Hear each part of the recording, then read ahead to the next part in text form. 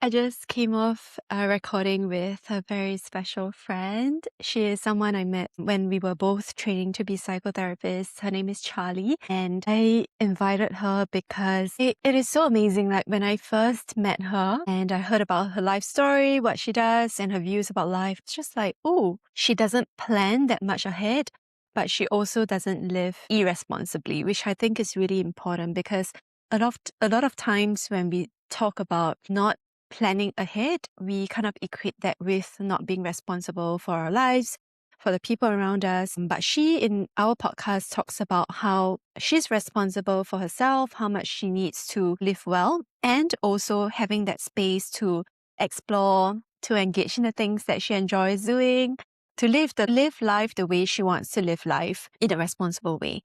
So I'm so excited for you to hear this conversation between Charlie and I. I hope you enjoy the podcast, and I am sure you are going to learn a thing or two from her sharing and her life experiences. So that's all from me for now. Just enjoy the podcast. And I think a good way to start would be just to share with people who are listening what is our relationship, how we got to meet each other. Yeah. So my first memory of you was the very first day of our psychotherapy course. Yeah, a few years ago. I remember walking into the room and I was looking for a comfortable person to sit beside. You know, some people, they give off like vibes that you don't want to sit beside them. So Yeah. whenever I go into a classroom, especially on the first day, I will look for space that feels safe. Like I want to actually sit beside this person because at some point we're going to have to speak to each other, right?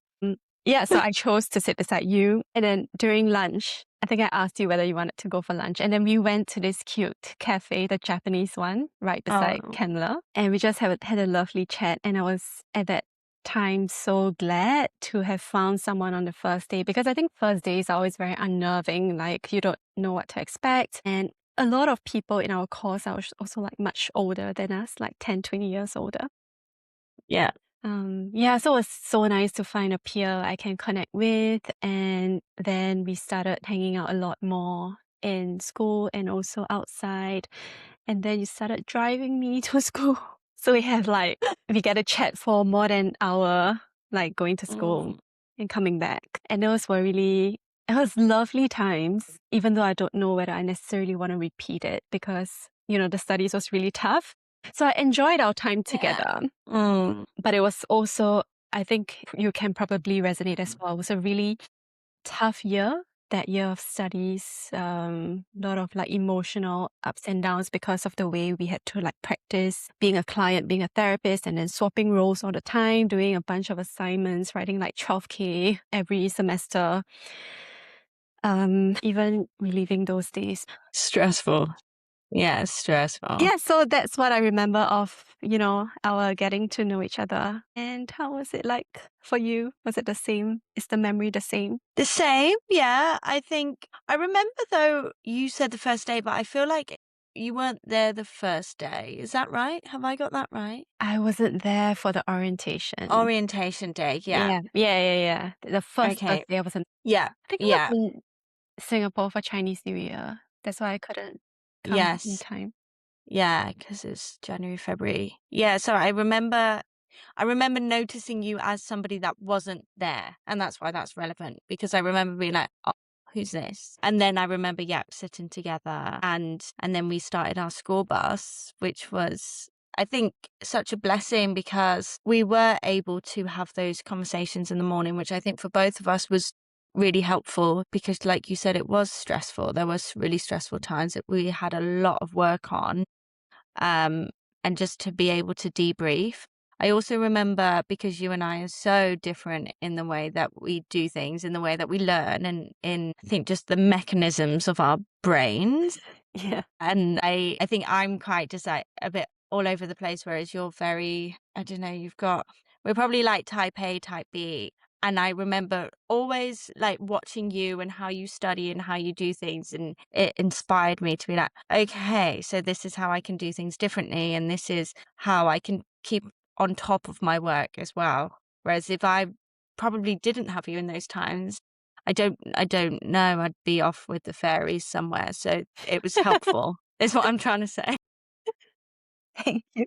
Thanks for sharing that. And as you were saying that, it also brought up, it also reminded me how, because we complement each other, we're so different. It was also inspiring for me to watch how you move through life, like the choices that you make and, things that I won't necessarily do because of Mm, just who I am. But it's just very interesting to watch someone else actually do those things that I wouldn't imagine myself or even people around me doing. mm, And that, taking those actions and sometimes risks, you are still here and you're fine and you have a wealth of life experience. So it's really showing me another way of living that is equally valid, very exciting, very fun. And it also opened my worldview and my eyes. Yeah, it was just very refreshing to get to know you as a person. I don't know if you know the extent of this to me. I'm not sure if I've expressed this to you before. like, this is cute. I don't even know what word to use. Like a free soul, free spirit, or how would you describe yourself, maybe? I think you're spot on there. I think it's also that I don't notice these things until somebody says things like this, But definitely, I definitely go with the flow and the waves of life and try not to take it too seriously. When I was reading your questions and thinking about it, I was like, I'm probably so different to other people that would come on here because I've had no kind of plans of life. Nothing in my life I've planned. In fact, us being and doing our uni, when I started that course, I was like, I am locking in for the next 2 years, knowing exactly what I'm doing for the next 2 years. And that was the Mm. first time ever in my whole life where I could see the next 2 years of my life. And that was terrifying. I was going to say that's huge. And you say that's terrifying. Yeah. So that Yeah. was the first time in your life that you had such clear plans of like, yeah, you're locked in and nothing is going to change. Do you notice yourself having a preference for or against such a degree of certainty that, these 2 years are just going to be, it's just going to look like that. Whereas for the rest of your life, it was just, I don't know if this is the right way to put it, like just live a day and see how that goes and decide what to do the next day. Yeah, I guess it's all come from childhood, right? As it always does. I think growing up, I had never had a level of certainty. So I was born in Hong Kong and then we moved back to the UK when I was like 1. And then we were together as a family. And then my parents got divorced when I was like 6. We went to live with my grandparents. And then my father moved to Vietnam and we moved to Spain, me, my brother and sister with my mother. And from that, everything was uncertain. Like I didn't know when I'd see my dad again, if I'd see my dad again. And that would happen really sporadically. He would just turn up at school sometimes and just be there. So there was no like consistency with him coming or going. We moved house every single year into a new house and it's like we don't need to go into like the finer details of life, but like with my mom, she wasn't there a lot. I don't really remember her being around much either. So things were just all over the place. And then when I moved back to the UK when I was 16 to become a dancer. And in those worlds, nothing's ever there's no plans of life. And then I worked in the TV and film industry. So that's going to auditions. When I was working, sometimes it would be like 3 auditions a day. And you don't know when you're going to have a job or when there's going to be money coming in. And I've never had a job or a career where I've known that I'm going to make this amount of money this month or like what a paycheck is.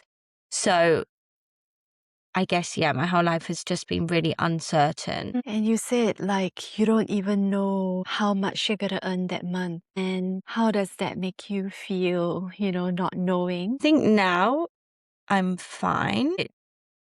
I don't think about it much anymore. It's just become second nature. I've just known that I need to save and there's got to be savings in my account. Like when I was working on movies, I'd do one film and then I'd know that I needed to save that money because I don't know when the next film's going to be. But then that could also be like 3 months away or 6 months away. And that would be very stressful. I think money stress is probably the worst stress that somebody can have in their life. I think it's the thing that keeps people up at night. I think it's the one thing that wakes people up in the middle of the night at like 2 a.m. and is thinking like, how am I going to pay these bills or pay for things? And that definitely came from childhood as well, because with my mom, like living with my mum, we grew up quite poor. So there were weeks, months, whatever, where we didn't know whether we were going to have hot water or whether we were going to buy food or like where we were going to live. And that's why we were moving constantly. So I think now I feel better in the unknown, but definitely, yeah, definitely. There's been times where like that financial stress would have been awful. And when you have those late night thoughts about, is there going to be enough? Or like worrying about money in the past, how do you cope with it? I would avoid. And I know that's the worst thing that you can do. I would be quite avoidant in life anyway, but yeah, it's one of those things that would keep me up at night. But then by the morning, it's almost like I pretended it didn't happen. And then there would just be like a build up of bills and a lot of debt, which I spent a lot of time getting out of. So yeah, definitely avoid. If a bill comes, I just throw it in the bin. Pretend it doesn't exist Doesn't exist. until it Yeah. comes back again. Yeah. How about now? Like, do you feel like it has changed the way you approach like your money, your savings, or, getting an income? How has it shifted?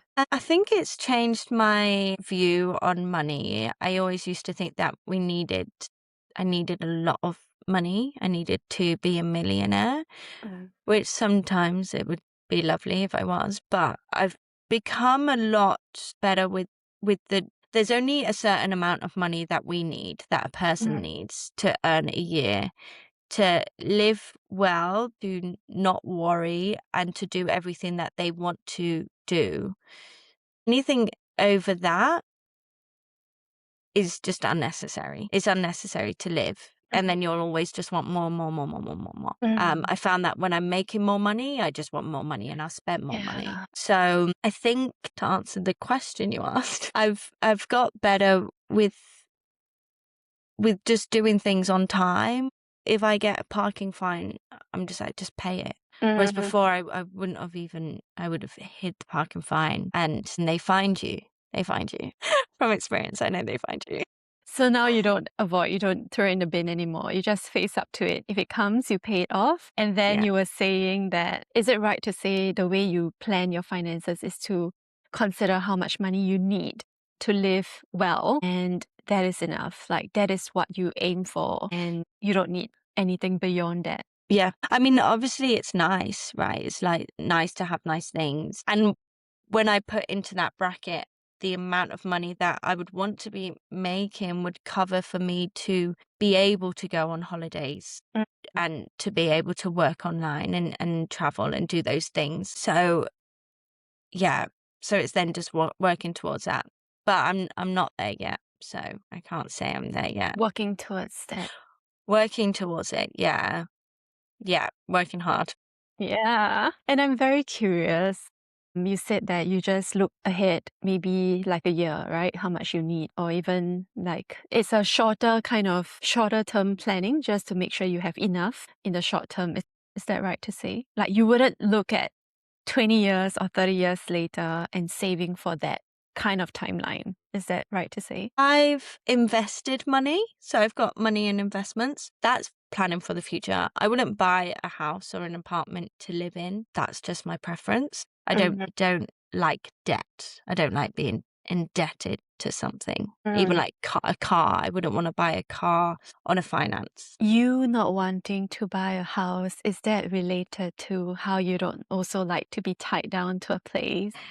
Absolutely. Absolutely. The idea of being tied somewhere, it scares me. but also because I don't plan ahead. Mm.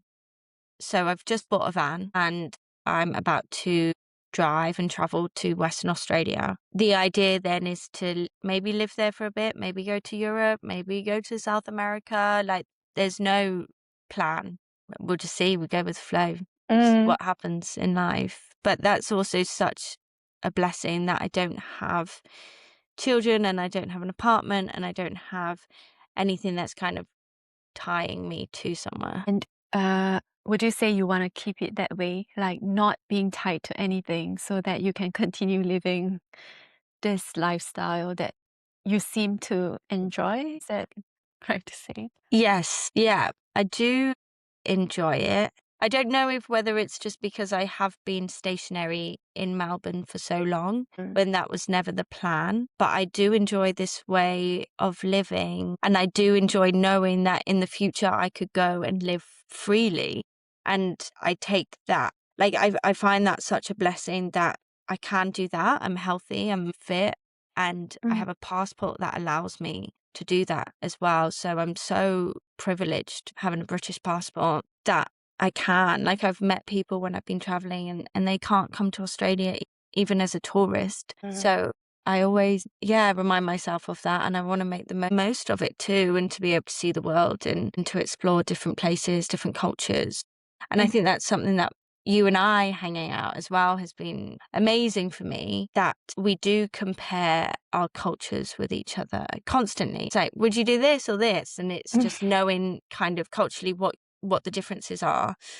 And I think, yeah, everyone should go out and travel and meet people from other places in the world. What is the difference between the way you're living and that model of 9 to 5, 3 week vacation in another country? It's interesting because I just went to Lombok and I met some people, and there's a lot of like digital nomads working online, and I had like a week long introduction into what it would be like. And I actually don't think that that lifestyle would be for me either, because I would find it quite lonely. I was fortunate enough for the first week I was there to have done like my meditation training and met some really amazing women who were also doing the training. And then I hung out with them for the week after. Mm. However, during that second week, I was thinking I would hate this because how do you make friends, really? The nights where I was on my own, I was thinking, okay, I could go and go to a bar, but I'd just have to go up to people and say, hey, can you be my friend? And then you kind of have that continuous small talk of, hey, where are you traveling to? What do you do? All of that. And I'm not somebody, as you know, who likes to small talk. Like, I need depth in friendships. Maybe years ago it would have suited me more, but now I don't care what visa you're on, and I don't really, and like it doesn't entice me, those conversations. So yeah, it's a hard place to be in. So I think it's just trying to find somewhere that, maybe knowing that for like 1 or 2 years that could be the future, and then maybe go on those few week holidays. But I think it's so nice to just be able to have the freedom of going wherever you want, whenever you want. So we've spoken a lot about what you enjoy about it. Is there a part of you that finds it, or like sees the challenges and maybe there are aspects of it that you don't really enjoy? Yes, I think maybe I'm not there at the moment, but had you asked me maybe like a while ago, I would have said that it is exhausting. Like, it's, growing up, not knowing where you're going to live and having to move house all the time is exhausting. I haven't lived in a house for longer than, I want to say, like 18 months. I've probably lived in like 43, 46 houses in my life. That's crazy, right? Mm. And when I think of moving, and now I need to move and sell all my furniture and build a van and move somewhere where I don't know anyone, that is scary. It is scary to turn up and not have friends and then try and build your life. But I think I've really figured out, hopefully, how to do those things after this past year, where I set up a business myself, which was to build community and for women to come together to make new friends and to make new friends on a deeper level. So I think when I look at Perth, although it's like, okay, we don't know anyone there, Mm. I'm going to have to make new friends. And also, I've got the most amazing friends in Melbourne. Like, I'm blessed with the friends I have. So people might think, well, then why are you moving? That's crazy. If community is so important, like, it's one of the most important things to me is community. But I'm hoping that I will be able to just to have the tools to be able to go and make friends in these spaces from what I've learned over the past year doing my own community. And then that will Yeah. continue in Western Australia too.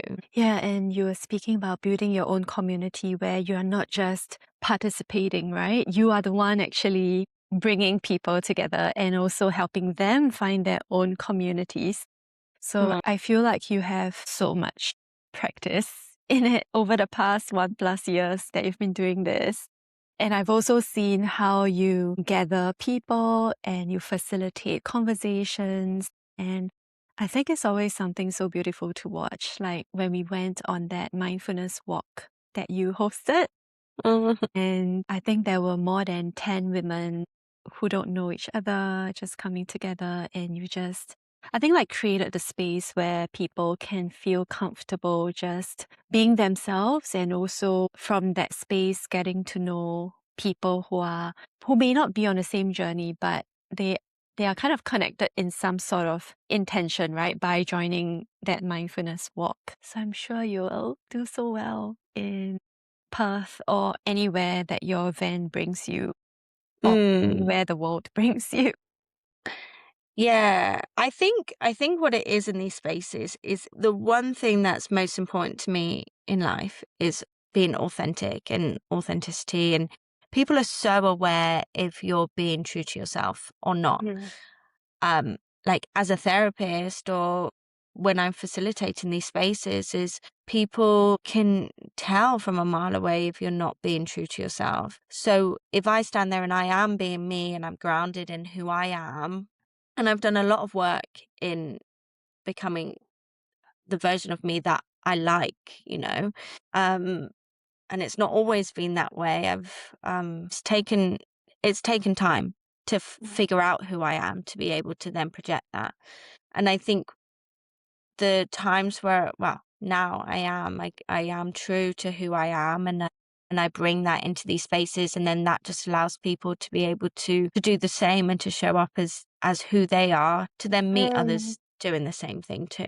Yeah. I think you brought up such a good point about how, in order to bring your authentic self, you need to first know yourself and be so Mm. comfortable with everything that is inside, right? The good, the bad, the parts that you don't like, before you can then bring that version. Because a lot of people talk about wanting to be authentic or what it means to be authentic. And I almost feel like sometimes we are asking the wrong question because it's not an intellectual question, right? It's not that in order to be authentic, you have to say certain things or like be a certain way. It is always the deeper inner work that comes first, which can take years or decades. Mm. And it is, and also that it is not finished, right? It will never be finished. Like right now, we have done the inner work, we are still doing the inner work.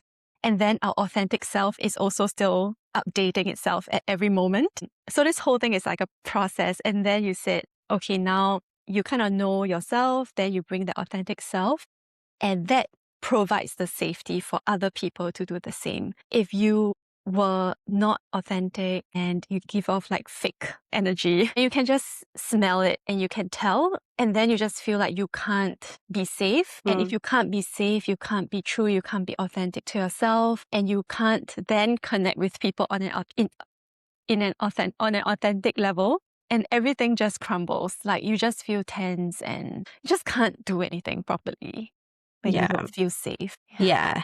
Yeah. Because it all gives you that element of safety.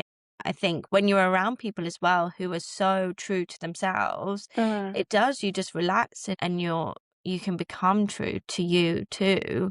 But yeah, it's all about getting to know yourself. And I think like over the last few years, probably like 3, 4 have been the most life changing for me. And genuinely life changing in figuring out who I am and changing the spaces. And if I look back at like friendships or relationships, like romantic relationships, and I think like, why was I friends with them? Like, I don't know why I was friends with them, or I don't know why I went out with him. But I'm like, no, because that was just a version of who I was at the time, the energy I allowed into my life and the way I saw myself and respected myself. So if I have little respect for me, I'm going to find somebody that isn't going to respect me in the same, or like will respect me in the same way that I respect myself. And the friendships, if I'm being a bit self-destructive, I'm going to find friends who are also self-destructive. And then the more I've got to know myself and or just not even got to know myself, just allowed myself to be me, because I think I've always known who I was. I've just not sat and allowed those things to happen. I've always, as I think as women, we're always like being who we're told to be and these Yeah. things. So the more I've allowed that, the more I've made amazing friends who are also so similar to me too. Uh, and it's a case of liking yourself too, I think. Yeah, that makes so much sense because like attracts like, right? Like if you Right. are a certain, I think character is the wrong word, but projecting a certain kind of energy, then you attract that kind of energy. Like you said, self-destructive meets Mm. self-destructive. They both probably don't know that they are self-destructive, but Yeah. there is a bond because they are so similar. Whereas if you have changed and you are now no longer self-destructive, you wouldn't even want to go near someone who's like that because Yeah. they shift you away from a space that you have created for yourself that, you know, you use the term self-respect, not to allow that to infiltrate and cause you to be a worse version of yourself and a version that you have spent so many years trying to build up and create a space that you want. So Yeah. yeah, I think friendships and the people we choose to hang out with tell us so much about ourselves as well, right? Yeah.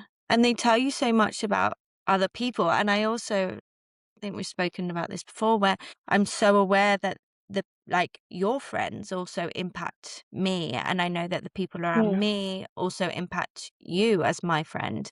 Because if I'm coming to you and I'm saying, oh God, this happened with this person again, and that's bringing your energy down. So we're always, everybody around us is a reflection of us. Mm. And and influences everybody else around us.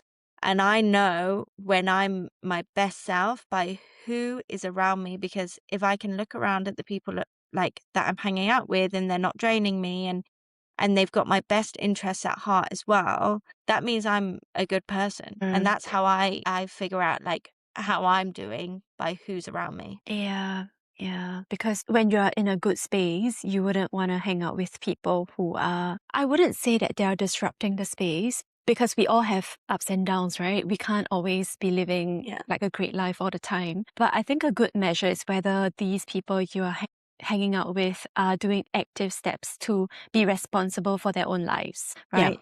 Active steps like noticing that, okay, I'm not in a good space now. What kind of resources or support do I need? Rather than hoping that, for example, that your friend will solve all your problems or like Mm. complaining in loops and not doing anything about it. Yeah. Then that becomes, you know, not taking responsibility for your own life and then trying to put the burden on someone else by complaining to them.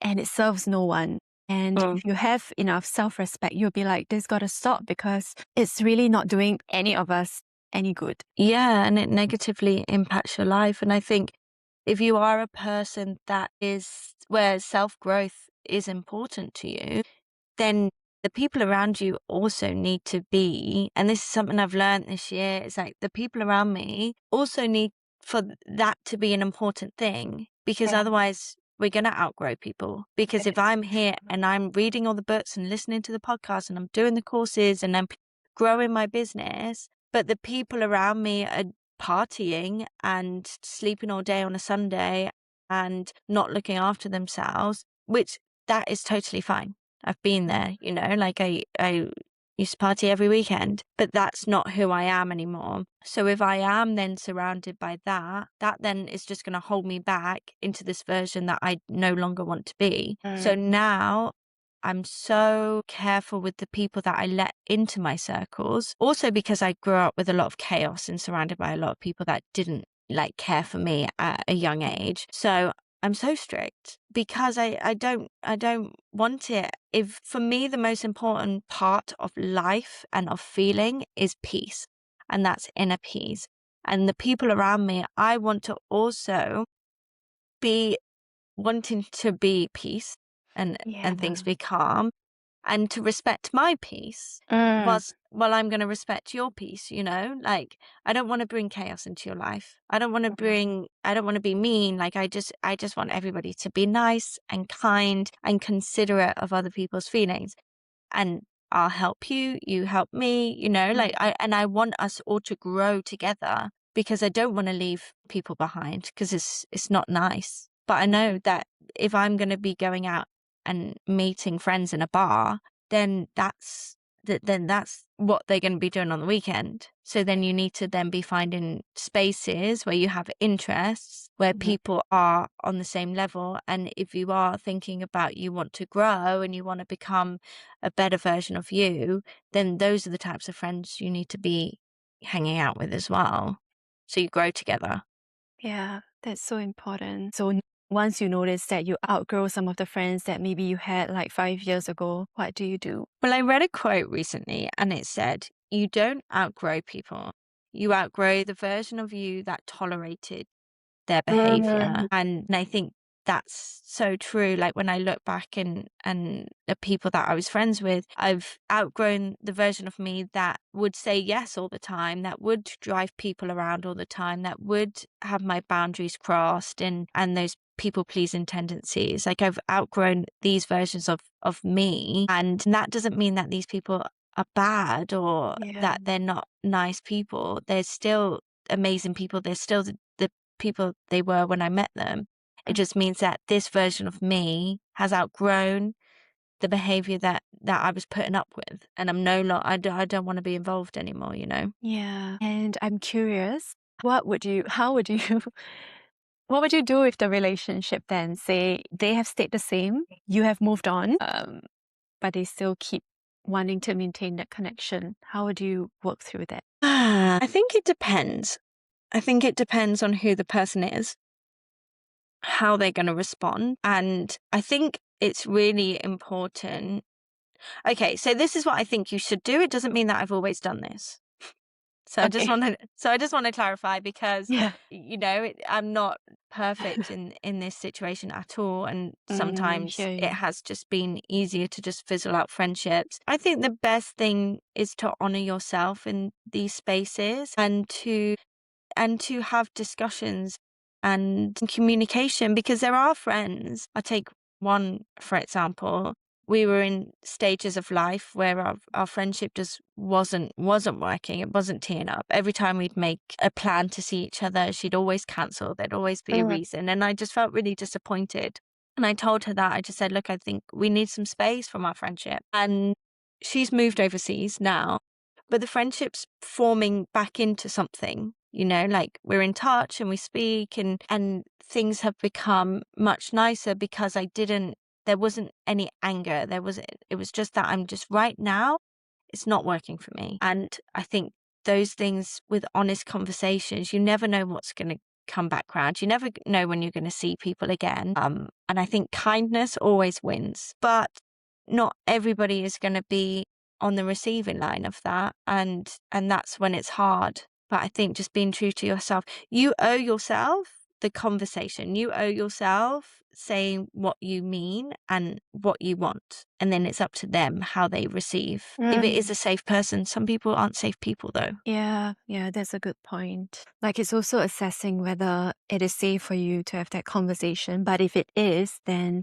what you shared earlier about owing yourself that conversation, because if you don't have that conversation, then you're probably suffering as well, right? Like, because something is hanging there, it's like not complete. Obviously, things happen, and every situation, I think, as we know as therapists, every single situation is its own situation. That is true. And and I think something that I've been so aware of over like the last few years, especially with social media, right? You have like influencers and people who aren't trained in giving mental health advice or therapy, but they're all giving out therapeutic quotes. Yeah. But it's so factual that it's just like the black and white. Like, I'm going to give you this quote and this is for everybody. I'm trying to Mm. think of an example, but like, okay, so for example, one that comes to mind that you see on social media all the time is, if he wanted to, he would. Like, Mm. if he wanted to chase after you and be your boyfriend and text you and all of these things, he would. But it's not always the case, because it's like, but this person just may not be aware and may not have the emotional capacity and may not know what they should be doing. And it's like, but there are these quotes where it's like, okay, well, if he wanted to, he would. And that doesn't give this space for, well, maybe he just doesn't know how, or he doesn't have the Mm. words to put into perspective, you know? And I think that's a really damaging thing that social media does when you've got influencers being therapists online, Mm. and many other things, but that's one in particular. Yeah, I agree. It's so harmful. And sometimes when I see it, I actually get a very visceral reaction. Like there are a lot of counter arguments in my head, and how, when you just put it in a sentence like what you shared, it conflates all the like complexity involved in how is he as a person, how did he grow up, and then if we just say if he wanted to, he would have, or something like that, it's almost like if he didn't, then he didn't want to. Like the flip side is supposed to be correct, which is almost always more complex than that. And it just scares me because so many people are consuming the content and they don't know how to discern how it applies to their situation. And then they make false conclusions either about themselves, for example, because he didn't text me back, it means that he doesn't love me, or I'm not worthy of love. And the story ends there. Or like, Yep. he's a bad person, full stop. Like, it's so much more than that, that is not, encapsulated in those statements. So many people who are not therapists and like not without understanding the human psyche saying all these things, and then people watching it just taking it as the truth. I mean, I don't have a solution on how to stop it, but I'm just, I think we share the same sentiments about how scary it is that like it's happening all the time everywhere. I think people just need to be more aware of who they're following and where they're taking advice from, and from whom, and question everything. Question everything that you see online, Mm.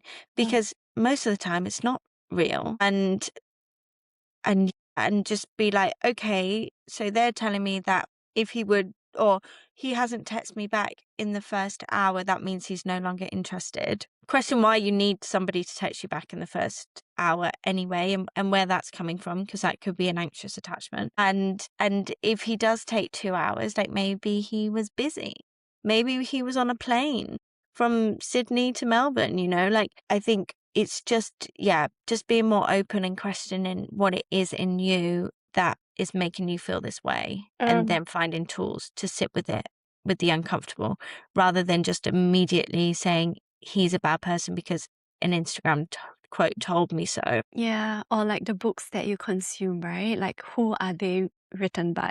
Like Yeah. we spoke about recently about Mel Robbins not being a therapist. And I feel like if I picked up that book 10 years ago, I would have been like, this is a wonderful theory. I need to learn it.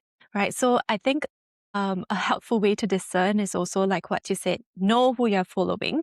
And when we read self-help books, it's so important to just Google like who is this person writing it Mm, and why you should listen to this person, because yeah. we need to make our own decisions, right? There's so much information out there, and mental health is something that is so delicate. I don't know if that's the right word, but it is so important that we can't just leave it in the hands of someone else, especially someone who's not trained to Yeah. such advice. And I think that's so important, because I think the wellness industry now is so saturated with a lot of people that don't have any training. And I think this is Mm. something that I sit with all the time, where there's so many facilitators out there talking about trauma and trauma informed. And I think something so important is that being trauma informed doesn't mean that you're trained to work with trauma. It just means that you know that trauma exists. Like, it's that somebody may have trauma in the room, but it doesn't, training in trauma is so complex, and Mm. people are training for years, like it's a whole section in itself. Yeah. And I said to my supervisor recently, because we were talking about this topic, and I said, she's been working as a therapist for 20 years and been a supervisor for like the last 10. And I said, do you ever say that you work with trauma? And she said, no, I will never use the words trauma. She says, trauma will come up, of course, and I am trained to do so. But where trauma is so complex, where one person's trauma may be so different to the other, she said, but the people that are doing like 6-week courses, like Mm. life coaches, breathwork facilitators, move in trauma, but then saying that they're trauma informed, which makes somebody that doesn't understand this world very well and they're new to it, that they then think this person is able to work with their deep trauma is wrong, because it is so unsafe for somebody to go to a space where somebody isn't trained and to bring up past traumas that then has no idea. And you can get re-traumatized and emotionally flooded, and then you have to start all of the hard work that you've done again. So I think the most important part is when you start to work with somebody, you ask them their qualifications, you ask them what they've been doing. Sure, they may have had life experience, but I know that when I was going to do my master's, I was thinking I could save $70,000, $80,000 and just do a life coaching course online. And this isn't to discredit life coaches, because I think they have a place, but that's to work on your goals and your future and what those things are going to look like. And I think also very important, Yeah. but never should they be going into your past and your traumas. And Therapy then and when coaching are different. yeah, so different. And then when I started our masters, I was like, oh, I was humbled so quickly into realizing there's no way I could do this therapeutic work having not done the training that we did. Yeah. Sorry, that was a tandem. I feel very, very strongly about this. No, that makes so much sense that I think without going through that experience of studying psychotherapy in depth, I also wouldn't have known how much it takes to sit with someone's trauma, because it is not just about them telling you the trauma and then you work on it. It is also what comes up for you as they are telling, right? Because there are parts of our lives that may intersect, like them telling us about their trauma might bring up our own trauma.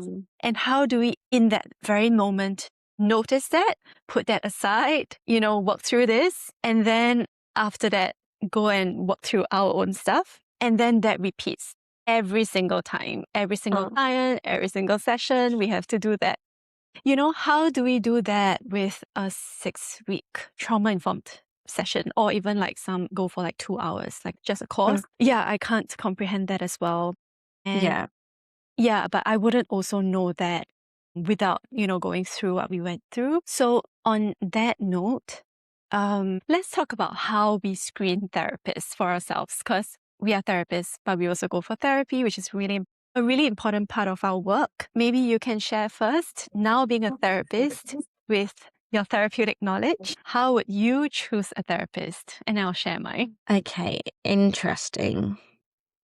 I would look into the modalities that I would want. So I am a true believer in the work that I do, that we can go over the memories time and time and time again, but we need to use our bodies. So definitely somebody that's like doing something a bit more holistic, because if I was going to go to somebody for CBT, even though I think it's great for some people, it just wouldn't work for me. And I think it's also important to know that you can try out people. I think the first time of therapy is sometimes like quite boring, because you're just repeating a story that you may have told before and you're getting to know each other.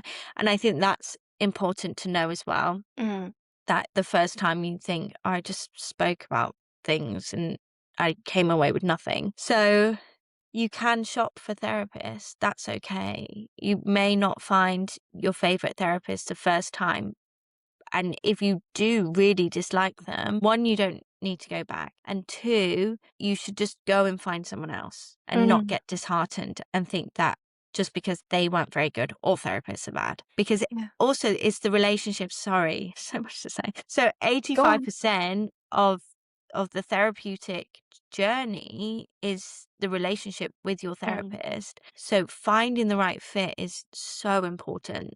That's all. What about you? I think we are pretty aligned in this. As you said earlier on, I would choose someone based on the modality first, because now we know how therapy works. As much as the therapeutic alliance, which is the relationship, is important, I think once we have the trained eye to actually see through Mm, what the therapist is doing, yeah. we can't switch that off, right? So there will be a part of us that's constantly monitoring what question are they going to ask next?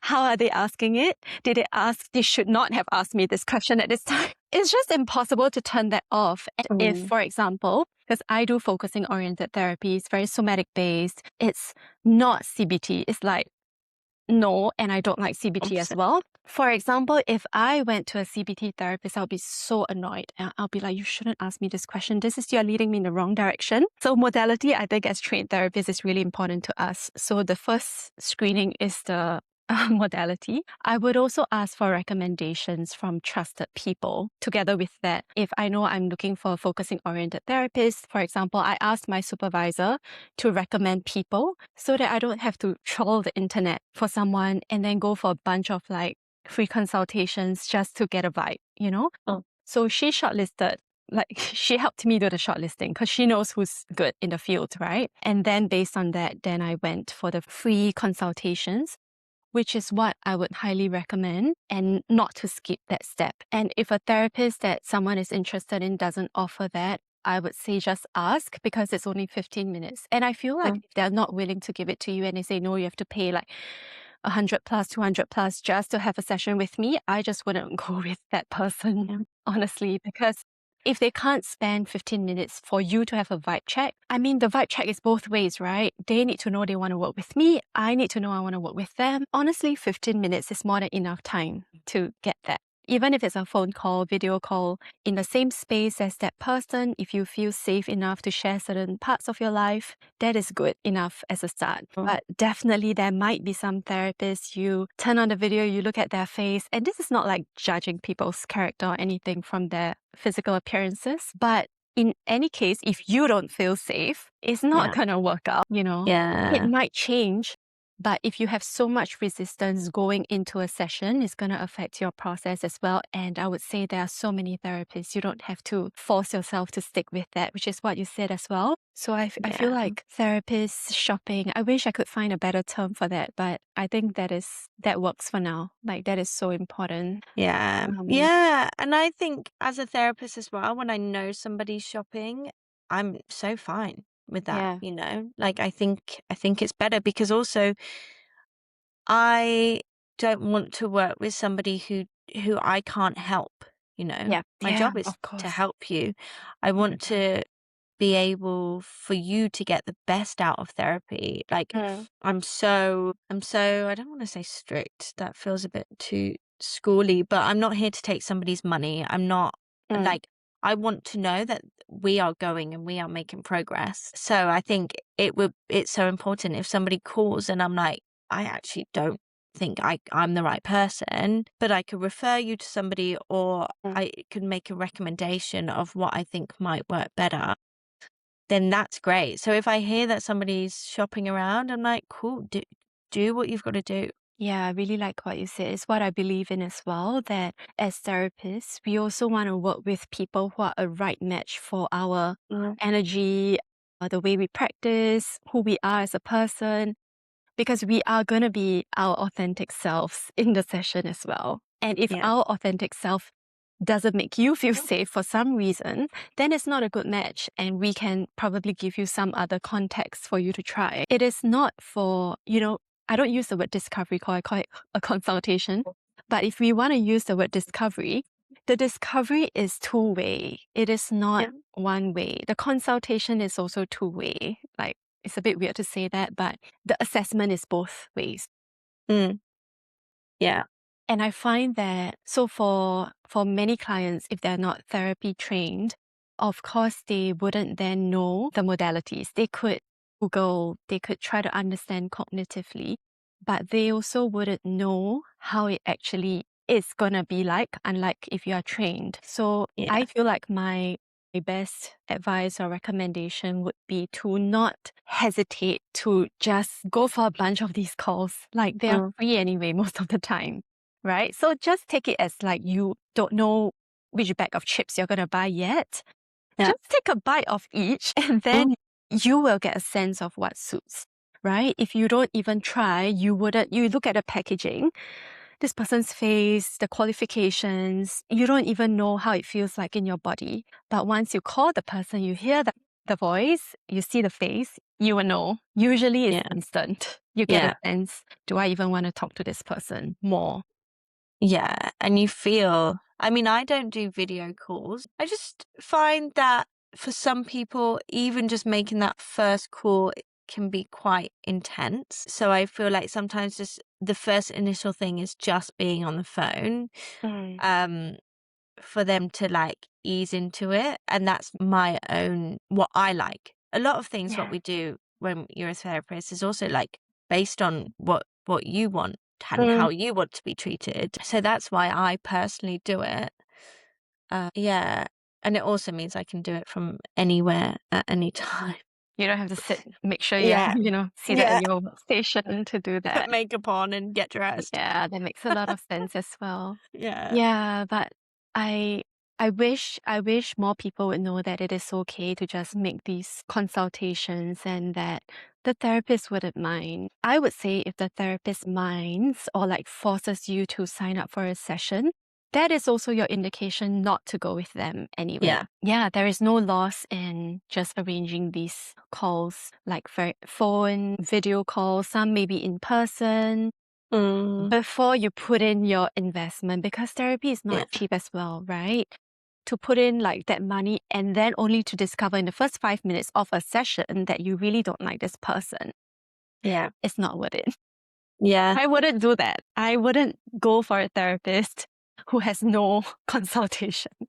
And I think it's, yeah, just hearing their voice and just hearing that they understand you.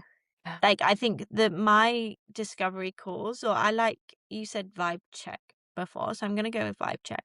Mm, I try to keep as casual as possible as well. So it's like, we're just talking, I'm just asking questions, mm, which usually I wouldn't ask so many questions in a therapy game, but it's also making sure that I know that that person at the end of the phone is safe and that they have people around them and they're not in a time of crisis as well. mm, Because if mm. somebody's calling you in a time of crisis, it's a different, so it's also just like checking boxes and figuring things out. But it's a beautiful job, and I've been thinking more and more about how the privilege of this work and Mhm. how amazing it is for people to trust you and to be open with you and to feel comfortable. And there are two things that happen in my therapeutic presence and brain when people say things. And that's, I'm so happy that you don't judge me, that I can tell you things and I don't feel judged by you. And I'm going to tell you something that I've not told anybody before. And that's when I'm like, my God, I'm good at my job. Mhm. I Mm. know what I'm doing. And Yeah. it's just those beautiful moments where it's like, wow, I've created a space safe enough for Mm. you to open up about things that you don't feel comfortable sharing with other people. And that you feel like you can tell me things and I'm not going to judge you. And we're just there. Like I see Mhm. myself as it's like your friend, but who's also trained in what you're going to share. Mm. And I can sit with you in the pain of what you're going through. And you don't feel like you need to be any other version of yourself. Incredible. It's incredible to get to witness those things. That safety is really everything, right? For me, it's safety is everything, and that is the goal. Like there is no, it's not a goalpost. It's not like by the end of therapy we should have achieved this, but that you feel safe enough to just be you, Mm. and I'm witnessing it, and I don't have the answers, but I'm guiding you in the direction that you want to go.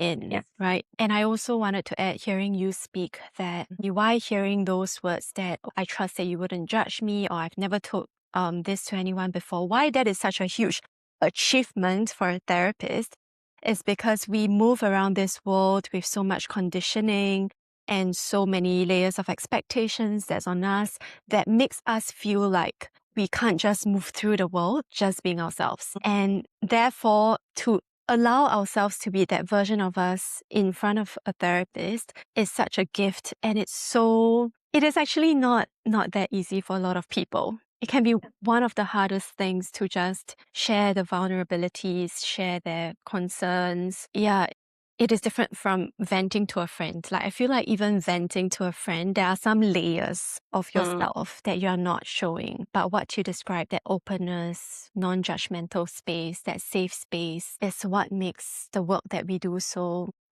beautiful. Yeah, and I think going off of that, the friend thing, because I've been asked many a times by clients on our vibe check calls of, well, okay, so why would I come to therapy and not just talk to my friend? Good question. Yes, and this is so important, and I'm sure we'll probably have similar answers, but your friends and your family will give you, subconsciously or not, most of the time, a biased answer, or they will tell you what to do based on kind of what they want you to do. If you were going to go to move to Barcelona tomorrow, Jasmine, and you came to me and you said, I'm going to move to Barcelona tomorrow, and I said, that's a really bad idea. Why am I saying that? That's because I don't want you to go, Yeah. even though I'm moving to Perth. But there's that element where I'm like, no, I don't want you to go. Like, somebody's mother is going to be like, no, I think, have you thought about this? Have you thought about this? Mm. And kind of sway you in a direction, even if they're not trying to do that, and they're trying not to do that. There is a sense of being biased, or Yeah. your friend, they're just not trained in a way to answer your questions, or they will give you advice. And as Mm. therapists, our job is to not give you advice. It's to Mm. just open up your mind and make you more curious into other Yeah. options and into finding the best thing for you that's like not telling you what to do. Mm. Obviously, if I think you're in a situation where it's unsafe and Mm. I'm like, okay, let's like, I might intervene here. I think that's maybe not the best idea you've ever had. And that obviously comes with building that rapport and that relationship. Whereas with a friend, it's just more casual. And yeah, I don't know. What would you say? I really like how you gave the Barcelona example. I feel like it's such a good way to put it. I agree with you that even if they were trying not to sway you by giving you an objective point of view, I wouldn't say all the time, but most of the time, they don't even know that they are trying to sway you a certain way because of either that hidden agendas, like Hmm. wanting you to stay, or how they view moving to Barcelona is going to be like, their views of Barcelona, Mm, yeah.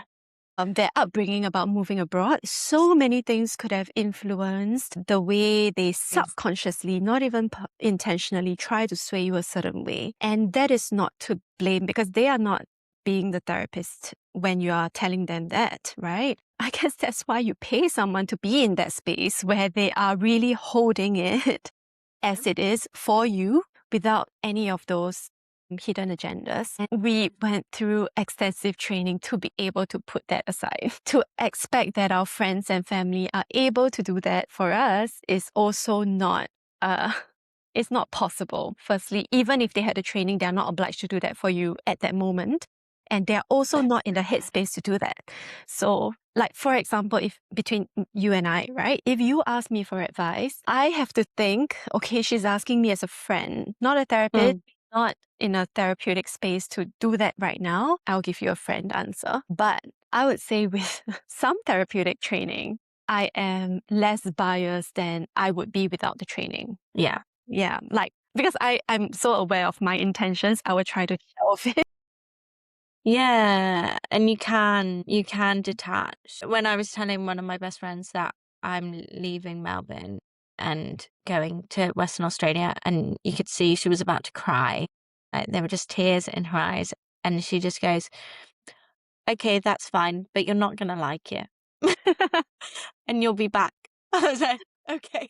She's not trying to persuade me, but she's giving me something that's, like, hinting you won't like it, and obviously she was joking, but that in itself was like, had I not had this situation been different, so Mm, had 1, I not completely made up my mind, and had 2, I know what she's doing, she also knows what she's doing, so yeah. we're playing with the idea of it.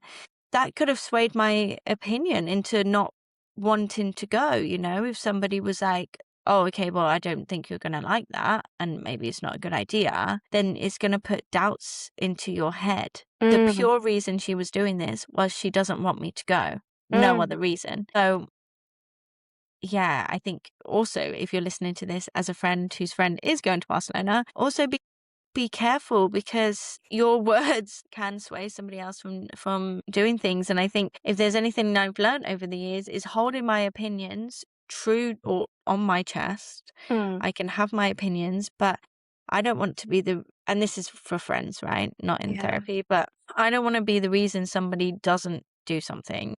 Mm, And I've learned not to voice my opinions, probably from doing our course, and not to be so vocal with my opinions, because if that person does go and make a mistake and they do go and do whatever, they do go and get with that man, that is part of their journey. mm, And I could have got in the way of the lessons that they needed to learn from doing those things. Obviously, if it's a really unsafe person, then I will mm. still voice opinions. But I think if it's just because you don't like him or you don't think he's right, maybe there are some lessons in there that she needed or he needs to learn from that experience. Yeah, yeah. We have to be careful not to take away the privilege of free will from someone else, right? Like, as long as it is not life threatening, it is not an obviously like your friend is in an abusive relationship and you're holding back your opinion, that kind of situation, as long as it is not that, I think it's so important to just hold that space, to be with that person where they are. And as you said, sometimes that may involve watching them make what we consider bad decisions, but maybe what they need. So us coming in to hold them back from that experience is not helpful for them. It is Um, more like us trying to offload what is uncomfortable for us. And that is actually selfish, right? But yeah, you see, like most people don't think from that point of view, the words just come. So I think it's so important to discern, right? Like, yeah. why are they saying that? Is it more for their self-interest because they need to get something off their chest? Is it coming from their conditioning and their environments? Or is it truly for me that they are saying those words? Mm, So the discernment is like on both sides, right? The one sharing their views and the one that's receiving. It is complex. yeah. There's so much going on inside. And so much, and especially so many different opinions. Like, I can give an example as well. When I started Your Sacred Space just before, I went for dinner with some friends and I was asking their opinion on what I was about to create. And it caused this ruckus at the dinner table, and so many opinions were being thrown at me.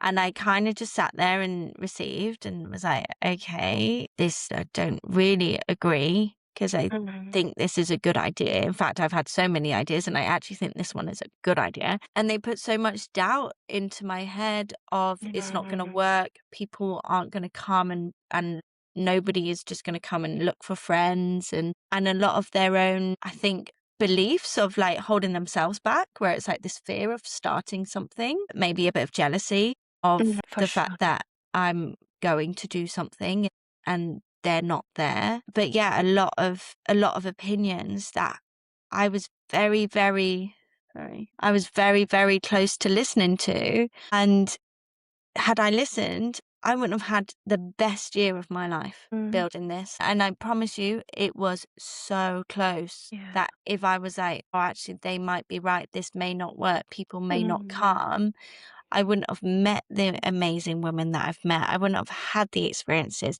I wouldn't have learned all the things that I've learned to Mm. then build this into something bigger and greater, that's going to really be helpful. Like I know from the work that I've done, I've helped people, Mm. and it was other people's opinions that could have got in the way of that. And had they been right, had it had failed, then I still would have learnt the lessons that I've learned and probably more. I really like that example that you brought up because it really shows how, um, if we are not strong in our sense of self, sense of self worth, it is so easy for someone else to just say something and then Mm. take us off a track that we wanted to walk and then mess everything up. And if this happens over and over again, then it erodes our self trust, right? So from what you said, I'm almost thinking there are two ways that we can go about it. One is when you have an idea, just keep it to yourself, not as a selfish thing, but really consider, do you actually need to brainstorm with others, or you can just brainstorm with yourself and let Mhm. it sprout first before someone like removes the seed from the sod, right? Or the other way, which is what you did, is you can share, but share from a space where, like, I've already made up my mind. I'm not asking for your opinion. I'm Yeah. just sharing it with you because you might be interested, or like it's just a conversation of about like how life has been, right? I'm exploring this thing, and you can say what you want. I'm still gonna do what I want. I feel like the danger that a lot of people fall into is that this idea is shaky, and then they bring it out into the world, and then it just gets torn down almost immediately. And that makes it so hard to get started because, as you said, there are so many reasons why people wouldn't want you to succeed. Mm. And it's not, they don't even know that. And they might not intentionally be thinking, I really hate that you are doing something new and I'm going to put you down. It's Yeah. subconscious. A lot of what we do is subconscious. And if we just, go out into the world and just like open up ourselves everywhere in spaces that may not be safe, where people we are speaking to are not regulated and they don't know themselves, we are putting ourselves in such a vulnerable place where we can be just attacked. It's that feeling of like you're so vulnerable and people can just attack you. Yeah. Whereas if you build yourself up, you have an armor, not in the sense of like avoidance or, detachment, but protection, then other people can say what they say, but it wouldn't like hit you. Like, you will be fine. You can hear all these things. People can say bad things about you, and you'll be so fine because you know what you're doing. And you know Mm. that if it succeeds, great. If it fails, great. I've learned something from it. And I don't need you to tell me what to do. 100%. 100%. Yeah. I think also like a third one to add to your list is having safe people that you can share these things with. And I obviously that's not for everybody, but I think say you in particular, when I have ideas, I'm happy to share them with you. One, because I don't think you're going to copy my idea. But two, I think you'd help me explore it in a curious way mm, that then could develop, because sometimes we do just need to get it off our mm, minds. that's true. um and it is about somebody being curious with you of trying to explore it and seeing if it will go somewhere. Because if there is an idea and you think it's amazing but somebody's like, but there's probably something that you've not thought about, maybe like a legal thing, I don't know, Mm, for example, that you're just unaware of. It could just be like yeah. a quick, okay, that's not going to work because you actually can't do that. Yeah, yeah, that's such a good point. I really like your addition because you're right. Sometimes it depends on personality as well, right? So I'm super introverted. Like, I like my ideas to brew and then it will just appear and it will just go out in the world and people around me wouldn't even know about it. But there are some people who prefer talking through things and that's how they process. Mhm. And then it's so important to have safe people that you can trust. If not friends, then your therapist is fine. No, because I think I am that type of person that needs to talk about it and needs to Mm, explore it. And I've had a partner in the past who I would then tell my idea to, and his brain was quite logic, and I'm not. Like, I want to explore this. And mm, so I would tell him, this is the idea I had today. and it may just be me exploring something. It may even be a joke. It may be me like at the very, very, very bottom of what I'm about to do. And then I would tell him and he would just be like, but that's not going to work. And I was like, but you haven't even given me the space to now explore it because you've just shut it down. That I think that is a prime example of like, Mm, okay, if someone comes to you with an idea, allow them to explore it, see how far it goes. Because the thing is that if I was given a few more days, I would have realized by myself that that's not going to work. mm. But I could have taken some of the things that I've explored within that and gone on to something else. Yeah. Yeah. When you were speaking, I was just thinking like two things that are so important. One is safety, the other one is curiosity. Mm. Like find someone or find people who wouldn't kill your idea, regardless of which stage it is at. If anyone were to kill the idea, it should be you. Like Mm. you decide to kill the idea because it's yours, right? You shouldn't put the knife in someone else's hand and let them decide when to shut down this thing that you came up with that could be fabulous. It could be maybe parts of it wouldn't work, as you said, and parts of it could blossom into something else that is not the original idea. But once Yeah. you kill it, it's gone, right? And it could be $1 billion idea, right? That they've just squashed, and you've Yeah. gone, okay, because the impact is huge, Mm, and now you'll never know. And I think you're right, curiosity. I think everybody should be mm, curious about the mm. world, about ideas, about emotions and feelings, and about each other. Yeah, we all need to be more curious. Yeah. Anyway, I'm looking at the time and I know we can go on forever. I think we did talk about things that we want to talk about and we can definitely continue talking about it some other day as well because Yeah. I think we have so much more to touch on. So much. But just to end off for today and to be continued another day, tell us a little bit about your sacred space, which is your business, what you're going to offer. I wouldn't ask you for long-term plans, but like in the next couple of weeks, what you're looking forward to in the next couple of months and how people can find you. Okay, so I created Your Sacred Space over a year ago.